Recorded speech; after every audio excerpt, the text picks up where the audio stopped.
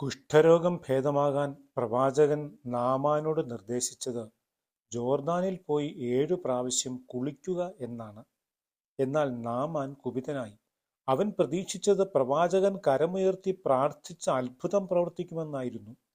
പ്രിയരെ, വലിയ കാര്യങ്ങൾ ചെയ്യുന്നതിലല്ല, ചെറിയ കാര്യങ്ങൾ വിശ്വസ്തയോടെ, വിശുദ്ധിയോടെ, അനുസരണയോടെ ചെയ്യുന്നിടത്താണ് ദൈവകരം പ്രകടമാകുന്നത്.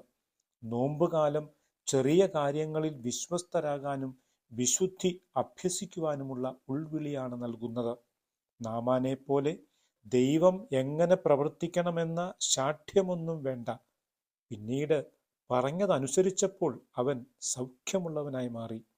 നമ്മുടെ യുക്തിക്കും ബുദ്ധിക്കും അതീതമായി നിസ്സാരമെന്നു കരുതുന്നവരിലൂടെയും ദൈവകരം നമ്മെ സ്പർശിക്കുന്നുണ്ട്. അതനുഭവിക്കുവാൻ അനുസരണയോടെ, വിശ്വസ്തയോടെ, വിശുദ്ധിയോടെ നമുക്ക് ഈ നോമ്പുകാലം അനുഗ്രഹീതമാക്കാം.